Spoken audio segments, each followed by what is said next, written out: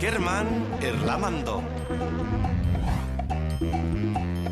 Kaixo, zuzara segurako erlezaina? Bai, Ni Kerman. Oso ondo. Aizu, bidetin netorrela begira, erle bat existe egin dit, eta lehen pizkatxo bat handituta neukan, baina orain handitutago eukat. Begira. Bai, ikusten dira, bai. Bueno, etorri barrua hemen egingo dira eta amoniako gein da, gero mango dira estipuzia bat, eta zaitun zendako dira hori. Vale, amoniako pizkatxo batekin. Bai, pizka bat. Gainera, ez dia oso ona da, ez da? Oso ona, oso. Eske, ni, neguan, lanpetutago... Ibiltzen naiz, eta neske, gero udan, nekatutago nago. Bai, jungoa izan mendik indaztuta. Vale, Ikuskuek ze aguro zendatuko zatean hori. Oso ondo. Bueno, Oso ondo, nire oso. amak esaten du gainera, estiak indar asko ematen duela. Naturala bada, Bai, gureatek naturala. Bai. Erleak egin da, nik harrapatutakoa. Gero. Emango dira zu pizka bat dastatzeko, Bai, emango ziapa, bello. Bai. Bello nolako da. Ai, a ver. Primerakoa. Beste pixka bat. Bai, beste pizka. Ona ingo dik, Oain udaberri eta bestela haule ongoa izan. Ta erabilita sortutako partizipioei ez diegu erantziko ago atzizkia. Horren bestez, lanpetuago eta nekatuago formak erabiliko ditugu konparazioak egiteko.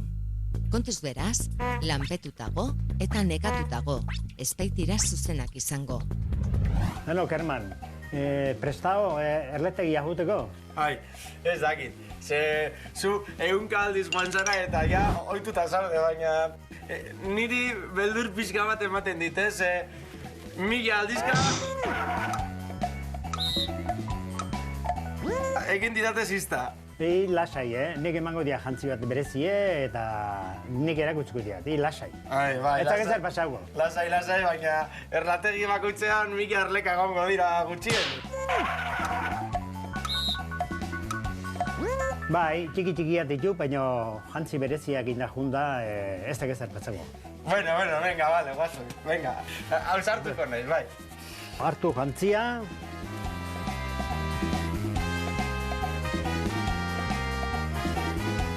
Aizu, ilusioa egiten dit horrela jazteak, ze 100 aldiz... ikusi dut telebistan. Bueno, hori beharrezkoa da, telebistan astronautak eta ibiltzeitu gorola, baina erleak ibiltzeko hori hola esentzio jantzi berra. Bestela egin dira zizta, Astronauta bezala. Kopuru handiak zehazteko, atzizkia erabiltzen dugu. Atzizki hori ordea, zenbatzaileari ipiniko diogu, ez izenari. 1000 ordu eta 100 erle, eta ez 1000 orduka edota 100 erleka. Kontuan izan, eraberean, 100 forma erabiliko dugula, 100 esan beharrean. Bai, ze beldurra, ze erlategi hauetan 100 erle egongo dira, bueno, 100, zer diot, 100 1000 erle. Baina lasai, jantzi horrekin da etxe bildurrik eta lasai, nik erakutsiko dira dana. Bueno, nola egiten dan. Ez que, bueno, hasieran lasai zeudela iruditu zait, baina orain uste dut haserretuago daudela, Baina lasai, egingo dira biriki. Bai, bueno, eta suabe hitz egin behar dut, ze bestela... Kea puxka bat. Astoratu egingo dira, eta nire... Ai. Nire amak ez 100 aldiz esan dit, jendea astoratzen dudala, gainera. Eskerrak isilik egon behar garela. Bestela, zu aspertuago egongo zinateke zini. Ez nahi zinez isiltzen, beti hitz egiten erinez. Bueno, euskaltegian 1000 aldiz esan didate isilik egoteko. Eta ni, hola, denbora guztian hitz egiten. Baina erak, zizta egiten duenen isildu erazten die. Bitu, hori egia da. Hori de botikeik onena.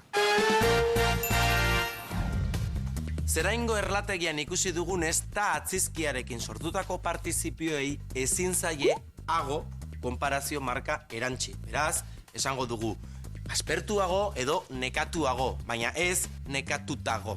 Ados? Bueno, bestalde, kopuru handiak adierazteko K atzizkia gehitzen diogu zenbatzaileari. Adibidez, 1000K, 1000K, 100K, baina kontuz, gogoratu K atzizki hori zenbatzaileei gehitzen diegula. Beraz, 100k erle esango dugu eta ez 100k erle. Eta zuek 100k ordu sartu dituzue liburuen aurrean eta orain garaia da kalera irten eta euskaraz hitz egiten saiatzeko. Horretarako badakizu zer egin behar duzuen, honekin edo darekin, baina egin.